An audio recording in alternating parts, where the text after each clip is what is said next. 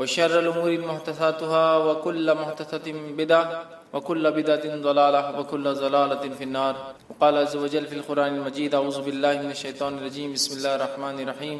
يا أيها الذين آمنوا اتقوا الله حق تقاته ولا تموتن إلا وأنتم مسلمون. وقال: يا أيها الناس اتقوا ربكم الذي خلق من نفس واحدة وخلق منها زوجها بث منهما رجالا كثيرا ونساء واتقوا الله الذي تسالون به والأرحام إن الله كان عليكم رقيبا.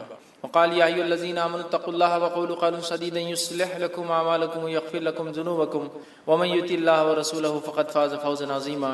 اللهم صل على محمد وعلى آل محمد كما صليت على إبراهيم وعلى آل إبراهيم إنك حميد مجيد. اللهم بارك على محمد وعلى آل محمد كما باركت على إبراهيم وعلى آل إبراهيم إنك حميد مجيد.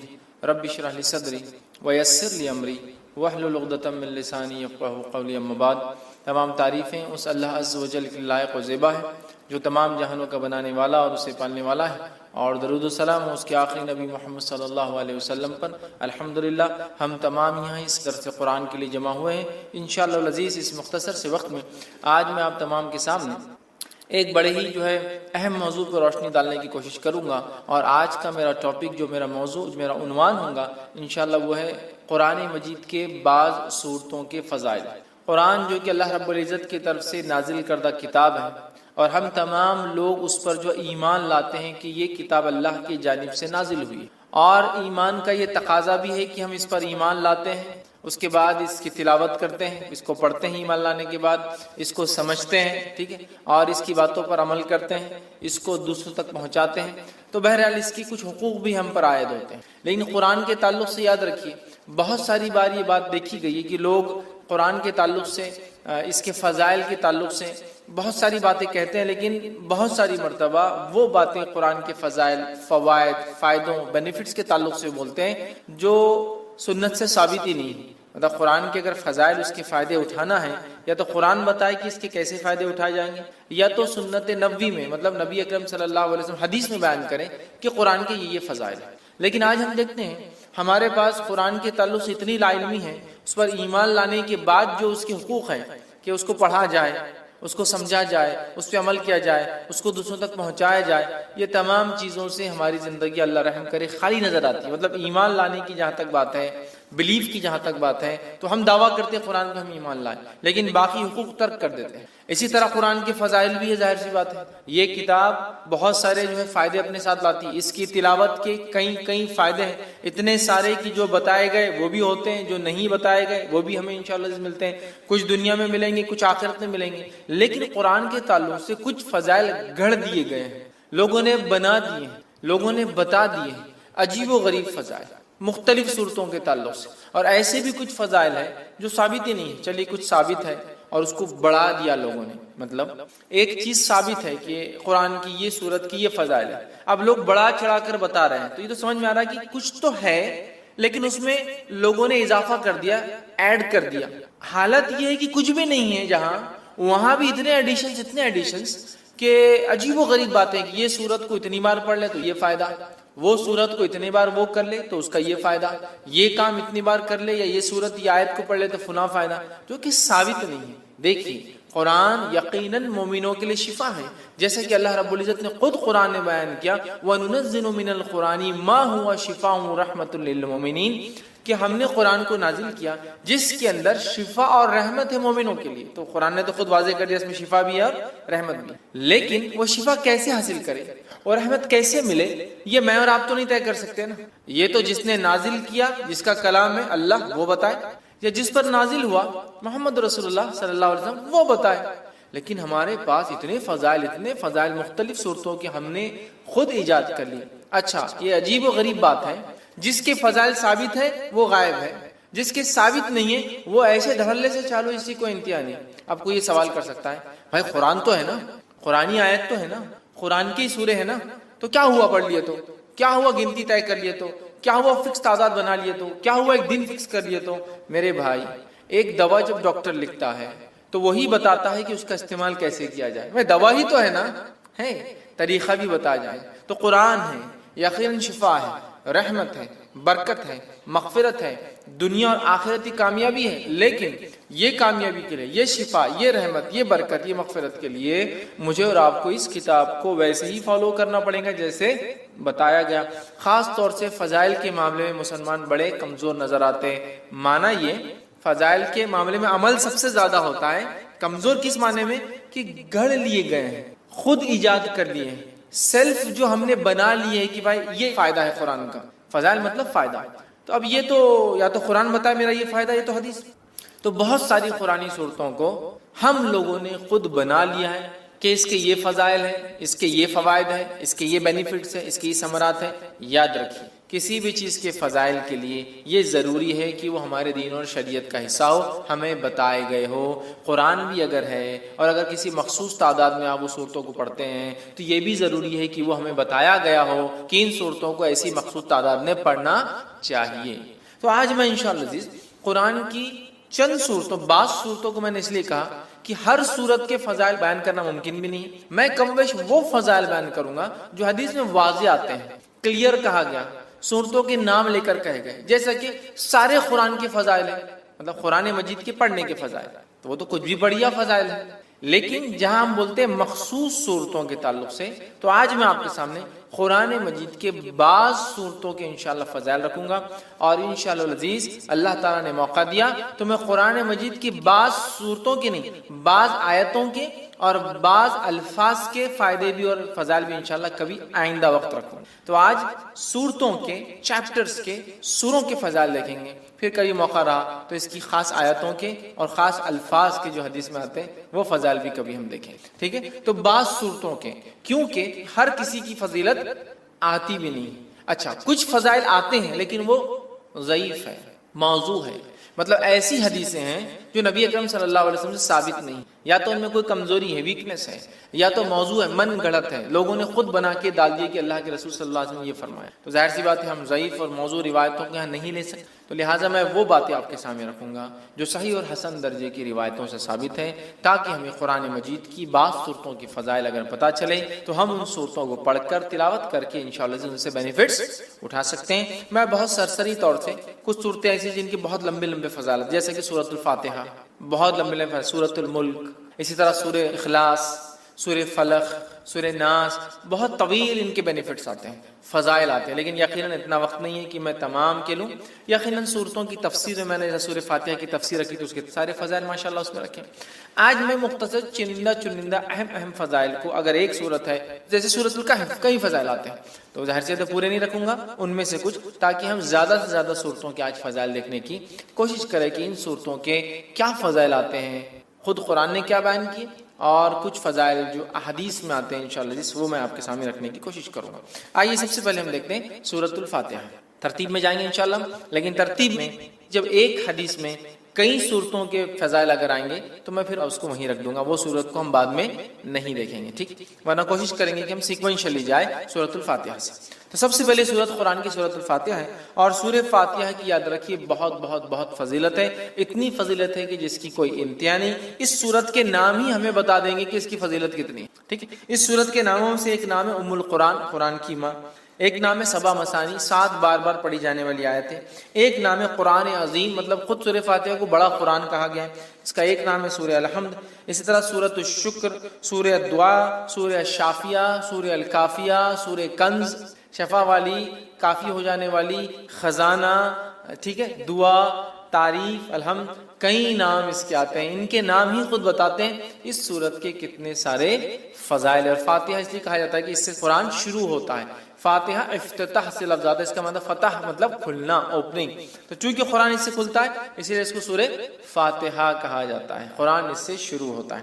آئیے اس کے فضائل میں سے ایک فضیلت جو آتی ہے وہ یہ ہے، جامع ترمذی کی روایت ہے جو حضرت ابی بن کعب رضی اللہ عنہ فرماتے اور کہتے ہیں رسول اللہ صلی اللہ علیہ وسلم فرمایا کہ اس ذات کی قسم جس کے ہاتھ میں میری جان ہے، سورۃ الفاتحہ جیسی سورت نہ تو توریت میں نازل کی گئی، نہ تو انجیل میں نازل کی گئی، نہ زبور میں نازل کی گئی، یہ 7 آیتیں ہیں جو بار بار پڑھی جاتی ہے، یہی قرآن عظیم ہے اور جو مجھے دیا گیا ہے۔ تو یہاں دیکھیے سورۃ الفاتحہ کی فضیلت میں جو آپ بیان کریں، ایک ایسی صورت ہے جو اس سے پہلے نہ توریت میں نازل ہوئی، نہ زبور میں نازل ہوئی، نہ انجیل میں نازل ہوئی، ٹھیک ہے.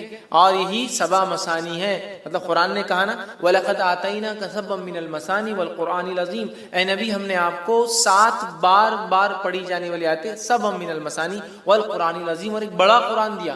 جب پوچھا گیا یہ 7 بار پڑھی جانے والی آیتیں اور قرآن عظیم کیا ہے، تو کہا سورہ فاتحہ.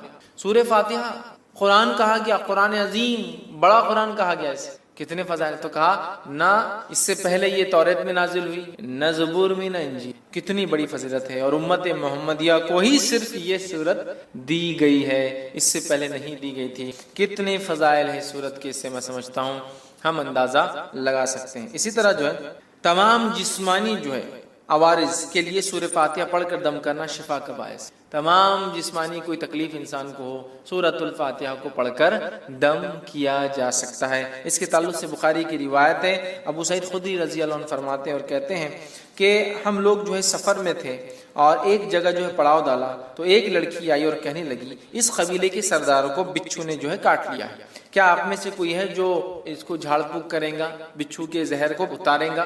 پڑھنے سے، رقیہ کرنے سے، کسی چیز کو دم کرنے سے بچھو کا زہر کیسے اترتا ہے؟ کوئی آدمی سوچ سکتا نا. اور حدیث میں آتا ہے کہ بچھو کا زہر سورہ فاتحہ سے اتارا گیا. ٹھیک ہے، پہلے میں حدیث رکھتا ہوں پھر اس کی تفصیلات سمجھاتا ہوں. تو کوئی ہے جو اس کا علاج کر دے، کوئی دم پھونک کرنے والا ہے. ایک آدمی جو ہے اس کے ساتھ جو ہے چل دیا، مطلب صحابہ میں سے ایک آدمی ان کے ساتھ جو چل دیا، حالانکہ اس نے کبھی نہیں اس کے بارے میں سنا تھا کہ یہ دم کرتا ہے. ٹھیک ہے، جب دم کرنے والا پلٹ کر واپس آیا تو اس سے پوچھا گیا کہ تم دم کرنا جانتے بھی ہو؟ دم سمجھتے ہو؟ پڑھ کر ایسا پھونکنا کہ تھوڑا تھوک اڑے، دم.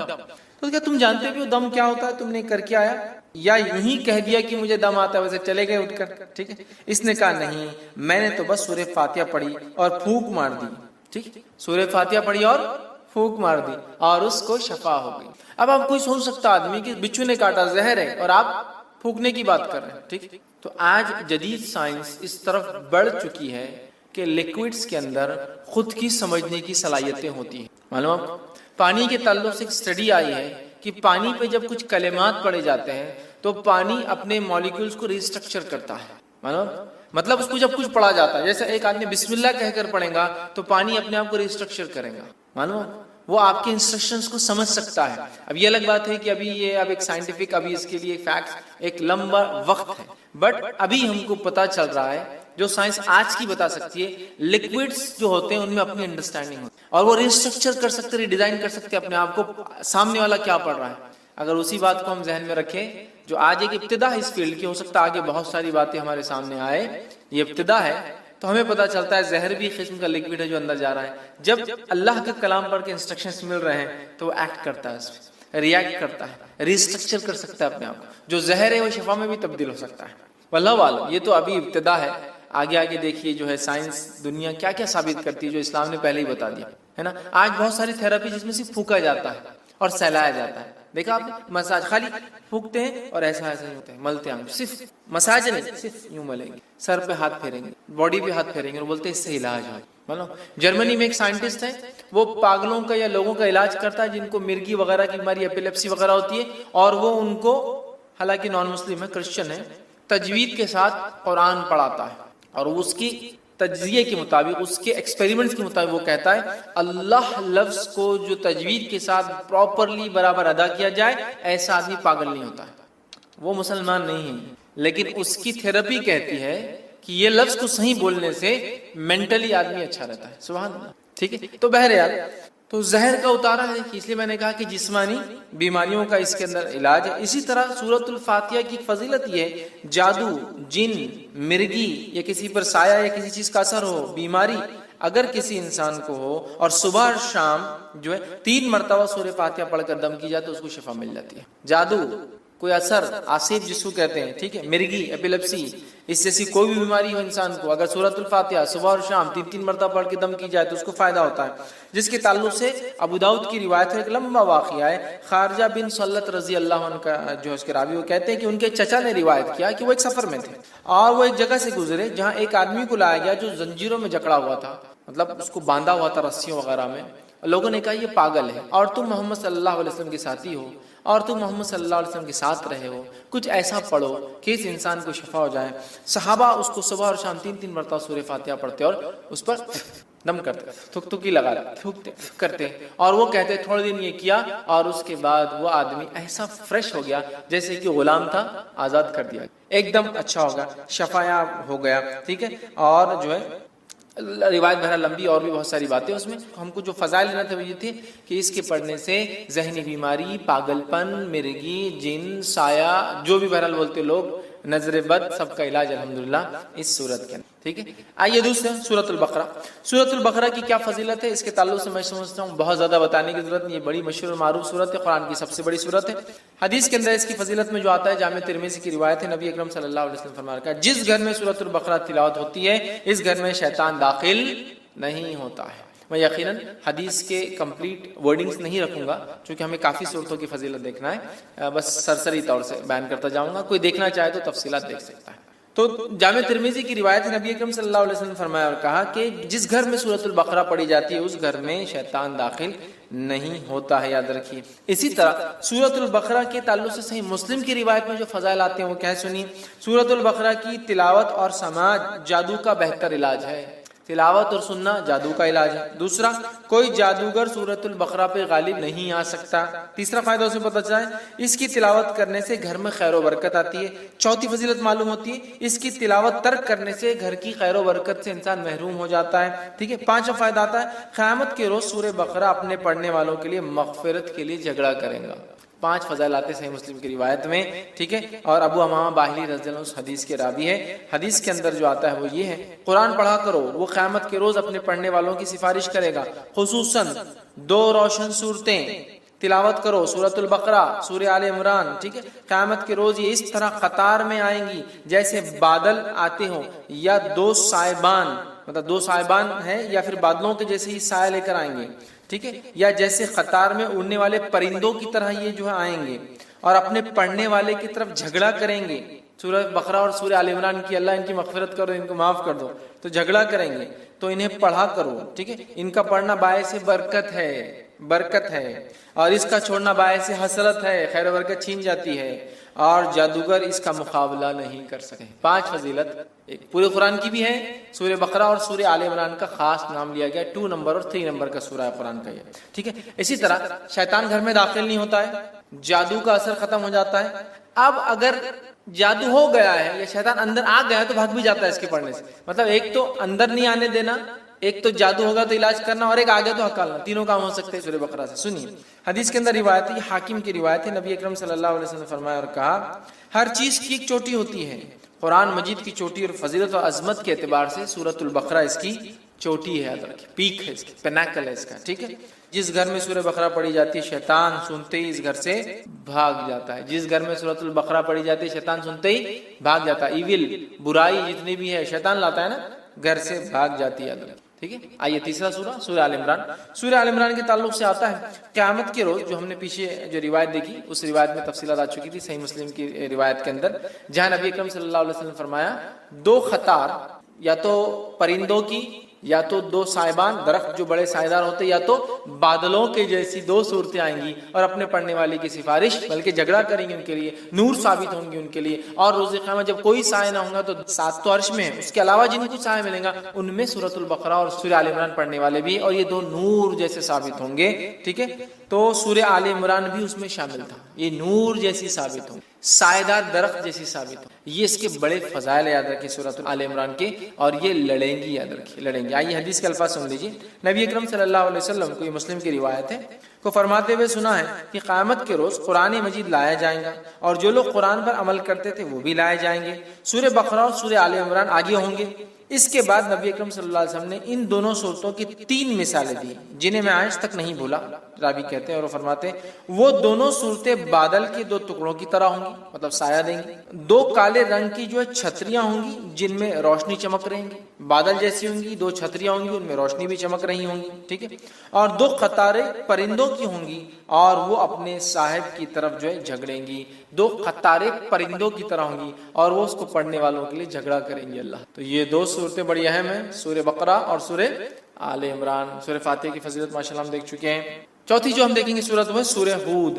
اب بیچ بیچ میں بہت ساری صورتیں ہم چھوڑ رہے چونکہ ان کے بہت ساروں کی فضائل ثابت نہیں ہوتے ہیں، ٹھیک ہے، اس لیے ہم چھوڑتے چلیں گے، اس لیے بعض میں نے کہا جو بہت اہم ہے، اور بہت ساروں کے تعلق سے میں نے جیسا کہا کہ بہت ساری ضعیف روایتیں آتی ہیں تو میں وہ نہیں رکھوں گا آپ کے ساتھ، ٹھیک۔ سورہ ہود کو ہم دیکھتے ہیں۔ سورہ ہود کی یاد رکھی بڑی فضیلت ہے، اور سورہ ہود کے تعلق سے جامع ترمذی کی روایت ہے، جو باتیں ہمیں پتہ چلتی وہ یہ ہے کہ سورۃ الہود سورہ نمبر 11، سورہ واقعہ سورہ نمبر 56 56، سورہ مرسلات سورہ نمبر 77 77، سورہ نبا سورہ نمبر 78 78، سورہ تکویر سورہ نمبر 81 81 جو ہے، ان صورتوں کی ایک ہی حدیث میں ایک ساتھ فضائل آتے ہیں۔ 5 صورتوں کی کیا فضائل ہے؟ عبداللہ ابن عباس رضی اللہ عنہما اس کے راوی وہ کہتے ہیں ابوبکر صدیق رضی اللہ عنہ نے عرض کیا یا رسول اللہ صلی اللہ علیہ وسلم آپ بوڑھے ہو گئے ہیں، مطلب نبی اکرم صلی اللہ علیہ وسلم کے سر میں کچھ بال سفید نظر آنے لگے تھے، حالانکہ انس بن مالک رضی اللہ عنہ کہتے ہیں آپ کے بہت کم بال سفید تھے اور آپ تیل لگانے سے چھپ جایا کرتے تھے۔ تو اللہ کے رسول صلی اللہ علیہ وسلم سے ابوبکر صدیق نے پوچھا رضی اللہ عنہ کیا بات ہے، بہت سارے بال آپ کے سفید نظر آئے؟ تب اللہ کے رسول صلی اللہ علیہ وسلم فرمایا مجھے سورہ ہود، سورہ واقعہ، سورہ مرسلات، سورہ نبا، سورہ تکویر نے بوڑھا کر دیا ہے۔ مطلب یہ صورتیں قیامت کا منظر پیش کر، یہ صورتوں نے قوموں کے واقعات پیش، یہ صورتوں نے قوموں کے ایمان نہ لانے پر کیسے عذابات آئے۔ سورہ ہود پڑھیا کتنی قوموں کے واقعات، نوح علیہ السلام کا واقعہ، صالح علیہ السلام کا واقعہ، شعیب علیہ السلام کا واقعہ، ہود علیہ السلام کا واقعہ ہے نا، کتنے واقعات ہیں۔ تو ان واقعات نے، ان قصوں نے، ان باتوں نے، جو واقعات یہاں ہوئے ہیں، جو قوموں کے ساتھ سلوک ہوا ہے، میری قوم بھی ایمان نہیں لا رہی، ان کے ساتھ بھی یہ ہو سکتا ہے نا، میرے بعد کے لوگ، تو اللہ کے رسول صلی اللہ علیہ وسلم یہ صورتیں نازل ہوئی تو آپ غور کر کے، فکر کر کے، سوچنے کی بنیاد پر آپ کے بال جو ہے سفید ہونے لگے۔ لیکن اس سے ایک بات جو پتہ چلی وہ یہ ہے، یہ وہ صورتیں ہیں جن کے پڑھنے سے آخرت کی فکر پیدا ہوتی ہے، اس کی فضیلت ہے۔ آخرت کی فکر اور ایکسٹرا آرڈنری فکر کرنے سے آدمی بوڑھا ہونا شروع ہو جاتا ہے۔ بولتے ہیں لوگ ارے وقت سے پہلے بال سفید ہو، کیا فکر ہے تم کو؟ بولتے ہیں آخرت، اور آخرت بڑی اہم چیز ہے، یاد رکھیں۔ تو 5 صورتیں اس میں آگئے۔ اسی طرح جو ہے سورہ بنی اسرائیل دیکھیں گے ہم، سورہ نمبر 17۔ سورہ بنی اسرائیل کے تعلق سے یاد رکھیے یہ بڑی اہم صورت ہے، اور نبی اکرم صلی اللہ علیہ وسلم کے تعلق سے جامع ترمذی کی روایت ہے، یوں آتا ہے، عائشہ رضی اللہ عنہا فرماتی اور کہتی ہیں نبی اکرم صلی اللہ علیہ وسلم اس وقت تک نہیں سوتے تھے جب تک سورہ بنی اسرائیل اور سورہ الزمر، سورہ الزمر، سورہ بنی اسرائیل سورہ نمبر 17، سورہ الزمر سورہ نمبر 39 39، سورہ الزمر کی تلاوت نہیں کر لیتے تھے۔ نبی اکرم صلی اللہ علیہ وسلم نہیں سوتے جب تک کہ 2 صورتوں کی تلاوت نہ کرتے، سورہ بنی اسرائیل، ٹھیک ہے، یا سورہ اسراء سورہ نمبر 17، اور دوسرا آپ فرماتی اور کہتے سورہ الزمر، سورہ زمر سورہ نمبر 39 39 نمبر کا یاد رکھیں۔ یہ 2 کی جب تک تلاوت نہ کرتے جب تک آپ سوتے نہیں تھے، یاد رکھیں، ٹھیک ہے۔ تو اس سے پتہ چلا نبی اکرم صلی اللہ علیہ وسلم جس صورت کی تلاوت کر کے سو رہے ہیں یقیناً وہ صورت بڑی اہمیت کی، بڑی بڑی بڑی اہمیت کی حامل ہے، ٹھیک ہے۔ تو یہ 2 صورتوں کے تعلق سے آتا ہے کہ آپ سونے سے پہلے اس کو تلاوت کیا کریں۔ آئیے آگے بڑھتے ہیں، سورہ نمبر 18 سورہ کہف دیکھتے ہیں۔ سورہ کہف بڑی مشہور اور معروف صورت ہے، صرف اگر اتنا کہہ دوں کہ نبی اکرم صلی اللہ علیہ وسلم نے تاکید کی کہ جمعہ کو پڑھا کرو ایوری فرائیڈے، تو میں سمجھتا ہوں اتنا ہی ہمارے لیے کافی، بٹ اس کے کئی فضائل آتے ہیں الحمدللہ۔ سورہ نمبر 18 سورہ کہف کی جو فضیلت آتی ہے وہ یہ ہے جو شخص اس کی ابتدائی 10 آیتوں کو حفظ کر لیں گا اور تلاوت کریں گا دجال کے فتنے سے محفوظ رہیں گا، دجال کے فتنے سے محفوظ رہیں گا۔ اور سورۃ الکہف کی ابتدا میں نوجوانوں کا واقعہ آتا ہے جو اپنے وقت کے بادشاہ کے فتنے سے محفوظ رہے، جس نے اپنے آپ کو معبود، رب، گاڈ ڈکلیئر کرے۔ پورا واقعہ نا اصحاب کہف، دا پیپل آف دا کیو، غار والے لوگ ہے نا، پورا واقعہ اسی سے لفظ سورت کا نام بھی کہف آتا ہے۔ سورہ نمبر 18 جو اس کی 10 آیتوں کا حفظ کر لیں گا اور اس کی تلاوت کریں گا فتنہ دجال سے بچ جائیں گا۔ اور آپ کو پتا ہے فتنہ دجال کیا ہے؟ فتنہ دجال وہ فتنہ ہے جس کے تعلق سے حدیث میں آتا ہے کہ آدم علیہ الصلوۃ والسلام اور نوح علیہ الصلوۃ والسلام نے اپنی قوم کو اس سے ڈرایا، حالانکہ ان کے زمانے میں آنے والا نہیں تھا، آخری نبی کے آئے تک نہیں آنے والا تھا، ہے نا، اور آخری نبی کے دور میں بھی نہیں آنے والا تھا، ان کے امتیوں میں آنے والا تھا، اور وہ بھی ہر امتی پہ نہیں آنے والا تھا، جو زمانے کے آخر وقت میں رہیں گے، جو ایمان کے اعتبار سے بڑے کمزور ہوں گے، تو ان میں جو مضبوط ہوں گے وہ بچ جائیں گے، ٹیسٹ ہوگا ایک طرح سے امتحان۔ تو فتنہ دجال کا فتنہ وہ فتنہ ہے کہ آدم علیہ السلام، نوح علیہ السلام نے، اور حدیث میں آتا ہر نبی نے اپنی قوم کو اس سے ڈرایا ہے۔ اور جب اللہ کے رسول صلی اللہ علیہ وسلم نے علامت قیامت بیان کی نا، حدیث میں آتا، راوی کہتے ہیں فجر کی نماز کے بعد نبی اکرم صلی اللہ علیہ وسلم نے کہا کہ میں تم سے نہ کہتا تھا دجال کے بارے میں؟ تمیمت داری جو کرسچن تھے، عیسائی تھے، وہ آج میرے پاس پہنچے 1 مہینے کے سفر کے بعد، اور انہوں نے مجھ سے ایک واقعہ بیان کیا، چونکہ وہ ایمان بھی لائے ہیں اس چیز کو دیکھنے کے بعد، اسلام قبول کر لیا ہے، اور انہوں نے دجال سے ملاقات کی ہے۔ میں نہ کہتا تھا تم سے؟ اور اس کے بعد نبی اکرم صلی اللہ علیہ وسلم سناتے گئے، راوی کہتے ظہر کا وقت آ گیا، ہم نے ظہر کی نماز پڑھی، پھر علامت قیامت اب بتاتے گئے، عصر کا وقت آ گیا، ہم نے عصر کی نماز پڑھی، پھر علامت قیامت بتاتے گئے، اور صحابہ کہتے ہیں جب پوری علامتیں آپ نے ہم کو دن بھر میں بتا دی تو ہم اتنے خوف زدہ ہو گئے کہ کسی جھاڑی کے پاس سے جاتے ڈر لگنا شروع، کسی جھاڑ کے پاس سے ڈر لگتا تھا کہ دجال نکل کے آنا جا لگا، اتنا ڈرا، دجال اتنی خطرناک، اور اس سے سیفٹی کے لیے صرف 10 آیتیں یاد کرنا ہے، 10 جملے، 10 سینٹنسز یاد کر لو، محفوظ۔ اب آپ بولیں گے 10 جملوں سے کیسا محفوظ ہو سکتا ہے انسان؟ ہو سکتا 10 جملے کے معنی اور مفاہیم۔ ابھی تو میں کہہ رہا ہوں نا، قیامت تک قرآن اپنے عجیب و غریب معجزے دکھاتا رہے گا۔ قرآن دیکھیے، ہر نبی کو اللہ نے قوم کے پاس بھیجا، قوم ایمان بغیر معجزے کے نہیں لائی، میراکل کے، تو اللہ تعالیٰ نے اب چونکہ نبی نہیں بھیجیں گا تو ایک ایسا معجزہ میراکل قرآن بھیج دیا ہے جو ہر دور میں اپنے آپ کو معجزہ ثابت کر کے رہے گا، ہر ایج میں ثابت کرے گا۔ نبی اکرم صلی اللہ علیہ وسلم کے زمانے میں عربی اور لغت کا ایج تھا، شاعری کا ایج تھا، قرآن نے ثابت کیا۔ اس کے بعد کے زمانوں میں فلسفوں کو لوگوں نے آگے کیا، قرآن نے ثابت کیا۔ آج سائنس اور ٹیکنالوجی قرآن ثابت کرتا ہے، کل کوئی اور دور ہوگا قرآن وہاں بھی اپنے آپ کو۔ تو اس کی 10 آیتیں سورۃ الکہف کی، صحیح مسلم کی روایت ہے، ابو درداء رضی اللہ عنہ فرماتے اور کہتے ہیں رسول اکرم صلی اللہ علیہ وسلم فرمایا، جس نے سورہ کہف کی پہلی 10 آیتیں یاد کر لی وہ فتنہ دجال سے محفوظ کر لیا گیا۔ یاد کرو، سمجھو اس کو، اس کے معنی مفہوم پہ غور کرو، فتنہ دجال سے انشاءاللہ ہم بچ جائیں گے، ٹھیک ہے۔ اسی طرح جو ہے سورہ کہف کی آخری 10 آیت تلاوت کرنے والا فتنہ دجال سے محفوظ رہے گا۔ پہلی 10 آیتیں یاد کرنے والا آخری 10 آیتیں تلاوت کرنے والا محفوظ رہے گا۔ یاد بھی کر لے، یاد کرنا ہے تو مسئلہ نہیں۔ اور کچھ علماء لکھتے ہیں ہو سکتا ہے دونوں سے فائدہ، واللہ عالم، چونکہ طبرانی کی روایت میں الفاظ اس طرح سے، ابو سعید خدری رضی اللہ عنہ کہتے ہیں رسول اللہ صلی اللہ علیہ وسلم فرمایا، جس نے سورۃ الکہف کو اس طرح پڑھی جس طرح نازل ہوئی تو وہ اس کے لیے قیامت کے روز نور ہوں گی، مکہ سے لے کر جس جگہ وہ رہتا وہاں تک کے لیے نور، انڈیا سے وہاں پڑھے تو وہاں تک اتنا بڑا نور رہے گا، جس جگہ سے مکہ تک اتنا بڑا نور اس کے لیے ثابت ہوگا۔ اور جس نے سورہ کہف کی آخری 10 آیتیں پڑھی فتنہ دجال سے، اس سے کوئی نقصان نہیں پہنچے گا۔ تو 10 آیتیں یاد کر لی تو بھی بچ گیا، آخری 10 آیتیں پڑھ لی تو بھی بچ گیا، ٹھیک ہے۔ اور میں بھی ہو سکتا دونوں بھی اس کا معنی ہو کہ پہلی بھی پڑھ لے، 10 بعد کی بھی پڑھ لے، انشاءاللہ انسان محفوظ۔ اسی طرح جمعہ کی روز سورہ کہف کی تلاوت کرنے والے کے لیے 2 جمعوں کے درمیان ایک روشن نور ہوتا ہے، 2 جمعے کے درمیان روشن نور ہوتا ہے، یہ حاکم اور بیہقی کی روایت ہے۔ اسی طرح جو ہے سورہ کہف کے بعد سورہ فتح یہ قرآن کی 48 نمبر کی سورت ہے، 48، ٹھیک ہے۔ سورہ فتح کے تعلق سے جو ہے آپ صلی اللہ علیہ وسلم فرمایا اور کہا کہ دنیا وما فیہا کی ہر نعمت سے زیادہ یہ سورت مجھے محبوب، دنیا اور اس میں جو کچھ ہے اس سے زیادہ مجھے یہ سورت محبوب ہے، پسندیدہ ہے، میں اس کو چاہتا ہوں۔ کیوں؟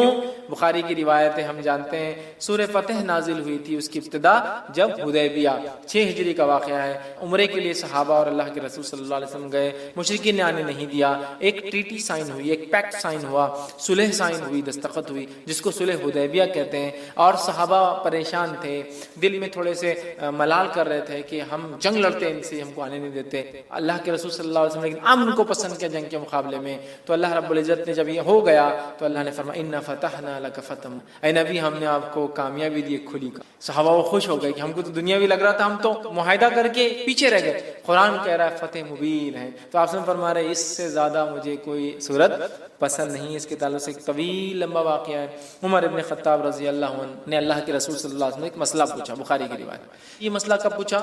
جب آپ نبی اکرم صلی اللہ علیہ وسلم تھوڑی سی پہلے بحث کر چکے تھے، واقعہ معلوم ہے نا؟ حضرت عمر رضی اللہ عنہ آئے، اللہ کے رسول صلی اللہ علیہ وسلم نے کہا کہ اللہ کے رسول صلی اللہ علیہ وسلم کے ہم حق پر نہیں ہیں؟ آپ نے کہا تو ہم لڑتے کیوں نہیں، کیوں صلح ہو رہی ہے؟ آپ نے خاموش۔ پھر گئے ابوبکر صدیق رضی اللہ عنہ کے پاس، کہا مسئلہ کیا ہے، ہم حق پر نہیں ہیں تو کہا ہے، پھر لڑتے کیوں نہیں؟ ابوبکر صدیق خاموش رہے، کہ اللہ کے رسول خاموشی اختیار کی نا، مل گیا نا جواب۔ اب شاید اس کے بعد یہ سوال کریں، روایت میں تفصیلات نہیں آتی، میں سمجھ رہا ہوں اس کی ترتیب۔ حضرت عمر نے مسئلے کا سوال پوچھا، آپ نے جواب دیا، پھر پوچھا، آپ نے جواب دیا، پھر پوچھا، 3 بار پوچھا، آپ خاموش۔ اب حضرت عمر رضی اللہ عنہ آگے نکل گئے قافلے میں، اور دل میں سوچ رہے کیوں میں نے 3 بار سوال کر، اگر اللہ کے رسول صلی اللہ علیہ وسلم ناراض ہو گئے تو اللہ کو قرآن کی آیت ہی اتار دیں گا، اب میرے بھی کچھ نہ کچھ مصیبت آتی ہے، مطلب کہیں میرا تذکرہ نہ آ جائے، قرآن اتر جائیں گا اور میرا کنڈیمنیشن یا میرے بارے میں کچھ نہ کچھ آ جائے گا، اور یہ ٹھیک نہیں ہو، بہت پریشان ہو، بہت دل میں پریشان ہونے لگے، اور آگے چلے گئے کہ 3 بار پوچھنا، ایک بار پوچھا ٹھیک تھا نا، کیوں میں نے سیکنڈ اور تھرڈ ٹائم پوچھ لیا، اننیسیسری تھا، نہیں بولنا چاہیے تھا، نہیں پوچھنا چاہیے تھا، آپ سب پتہ نہیں کیا کیفیت میں تھے، کیا حالت تھی، اب میرے پہ خواہ ہوتا جاتا ہے۔ اب اتنی دیر میں اللہ کے رسول صلی اللہ علیہ وسلم نے کہا عمر کا ہے، اب یہ تو آگے چلے گئے، ایک صحابی کا دیکھو جا کے عمر، وہ آگے گئے اور چلائے عمر تمہیں اللہ کے رسول صلی اللہ علیہ وسلم بلا رہے۔ حضرت عمر گھبرا گئے، کہا اب کچھ تو بھی ہو گیا، کوئی آیت اتر گئی میرے خلاف، چونکہ میں نے اننیسری ڈسٹرب کر، نبی نے ایک بار جواب نہیں دیا، خاموش رہ جانا تھا، پھر دوسری بار پھر خاموش رہ جانا تھا، 3 بار کر وہ گئے۔ تب نبی اکرم صلی اللہ علیہ وسلم نے پوچھا، جبکہ وہ ڈرتے ہوئے جا رہے تھے کہ میرے بارے میں کچھ نہ اتر گیا ہو، آپ نے فرمایا میرے لیے کوئی قرآن تو نہیں نازل ہو گیا؟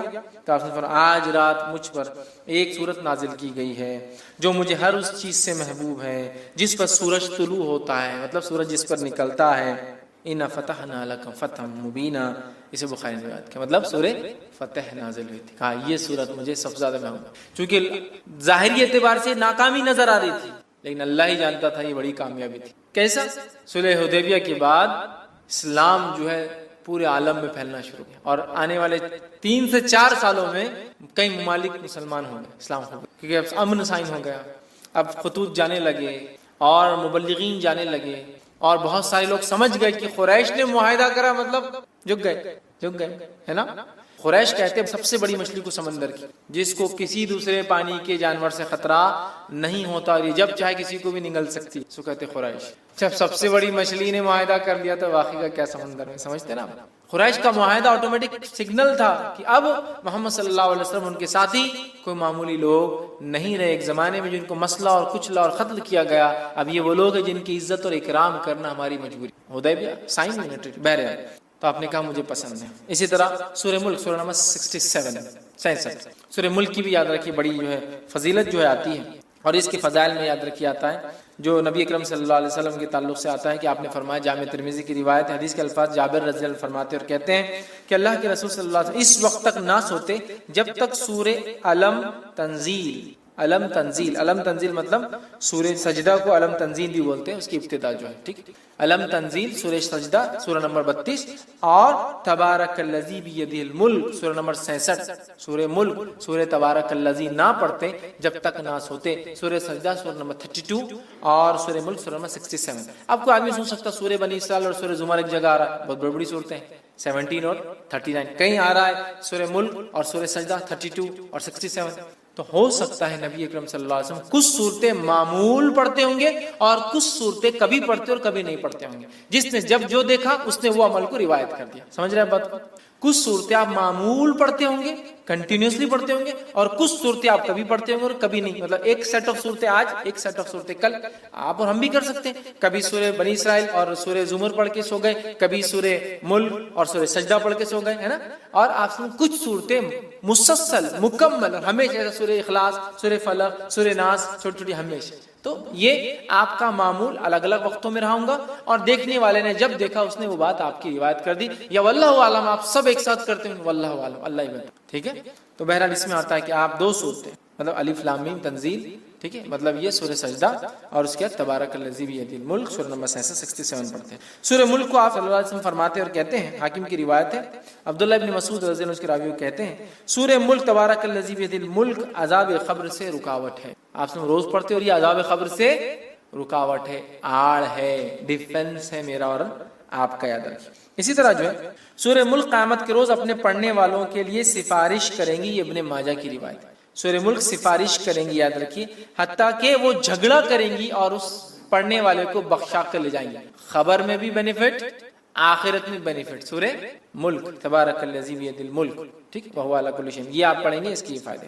اسی طرح سورہ ملک پڑھنے والے کی مغفرت کے لیے قیامت کے روز اللہ تعالیٰ سے یہ سورہ جھگڑا کریں گی اور جنت میں لے جائیں گی، عذاب قبر سے محفوظ رکھیں گی، آخرت میں اللہ تعالیٰ سے جو مجادلہ کریں گی، جھگڑا کریں گی، اور جنت میں بھی لے جائیں گی اپنے پڑھنے والے کو، ٹھیک۔ یہ جو ہے طبرانی کی روایت میں کہ جنت میں لے جائیں گی، ٹھیک ہے۔ بہت ہی جو ہے اہم صورت ہے، اس کے تعلق سے ایک بات جو آتی ہے، ابن کثیر رحمہ اللہ نے اپنی تفسیر میں سورہ ملک کی اس کو روایت کیا، وہ روایت اس طرح سے، سورہ ملک خود پڑھنی چاہیے اپنے بیوی بچوں کو، حتیٰ کہ اپنے پڑوسیوں کو بھی اس کی پڑھنے کی تلقین کرنا چاہیے. اور صحابہ ایسا کرتے تھے، خود پڑھتے تھے، اپنے بیوی بچوں کو بولتے تھے، اور اڑوس پڑوس میں بولتے تھے سورہ ملک پڑھا کرو بھائی، سورہ ملک پڑھا کرو. سمجھ رہے آپ؟ ہمیں بھی کرنا چاہیے. اسی طرح آگے بڑھتے ہیں. سورہ نمبر 76 سورہ جو ہے دہر یا سورہ انسان 76 سورہ دہر، اس کی انشاءاللہ دیکھتے فضائل.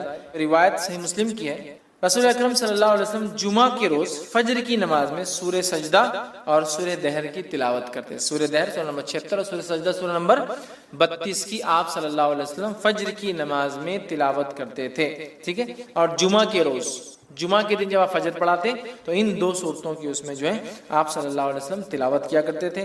اسی طرح سے مسلم کی ہی روایت میں الفاظ اس طرح سے آتے ہیں. عبداللہ ابن عباس رضی اللہ عنہ اس کے راوی فرماتے ہیں رسول اللہ صلی اللہ علیہ وسلم جمعہ کے روز نماز فجر کی پہلی رکعت میں سورہ سجدہ، دوسری رکعت میں سورہ دہر کی تلاوت فرماتے، اور اسی طرح جمعہ کی نماز میں سورہ جمعہ اور سورہ منافقون کی تلاوت کرتے. جمعہ کی فجر میں یہ دو، اور جمعہ کی نماز میں، جمعہ کی جو نماز ہوتی ہے اس میں خاص نماز میں آپ سورہ جمعہ سورہ نمبر 62 62 اور سورہ منافقون سورہ نمبر 63 63 آپ پڑھا کرتے. تو ظاہر سی بات ہے اللہ کے رسول صلی اللہ علیہ وسلم کا یہ سلیکشن بہت امپورٹنٹ، کچھ نہ کچھ مقصد ہے اس کے پیچھے. ٹھیک، تو یہ اس کی فضیلت ثابت کر. اسی طرح نبی اکرم صلی اللہ علیہ وسلم کے تعلق سے آتا ہے کہ آپ جو ہے مسبحات پڑھے بغیر نہیں سوتے.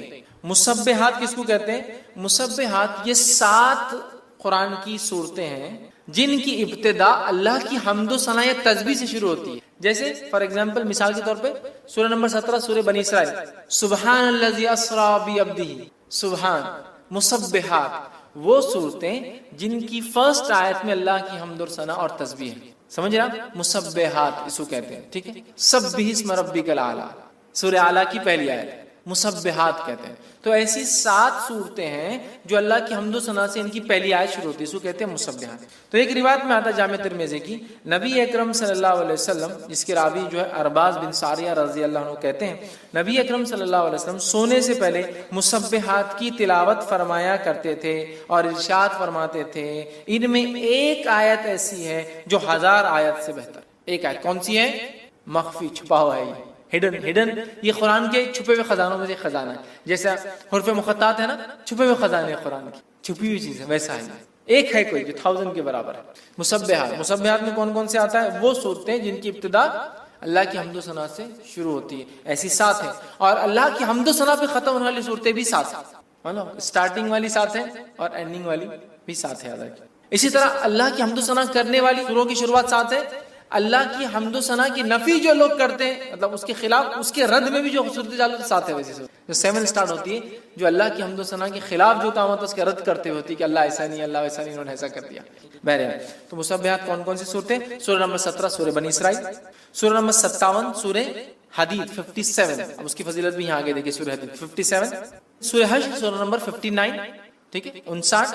اسی طرح جو ہے سورہ صف سورہ نمبر 61، ٹھیک ہے. اسی طرح جو سورہ جمعہ سورہ نمبر 62، سورہ تغابن سورہ نمبر 64، اور اسی طرح سورہ اعلیٰ سورہ نمبر 87. یہ 7 صورتیں جو مسبحات ہیں، آپ صلی اللہ علیہ وسلم یہ 7 پڑھ کر سویا کر. 17، 57، 59، 61، 62، 64 اور 87، یہ اتنی صورتیں پڑھ کر نبی اکرم صلی اللہ علیہ وسلم سویا کر. آئیے آگے بڑھتے ہیں. اسی طرح سورہ تکویر سورہ نمبر 81 کے تعلق سے ہم دیکھتے ہیں. سورہ تکویر کے تعلق سے نبی اکرم صلی اللہ علیہ وسلم فرماتے ہیں، یہ جو ہے جامع ترمذی کی روایت آپ نے فرمایا، جو شخص اپنی آنکھوں سے قیامت کا منظر دیکھنا پسند کرتا ہے وہ سورہ تکویر، جو شخص اپنی آنکھوں سے قیامت کا منظر دیکھنا پسند کرتا ہے وہ سورہ تکویر سورہ نمبر 81 پڑھے.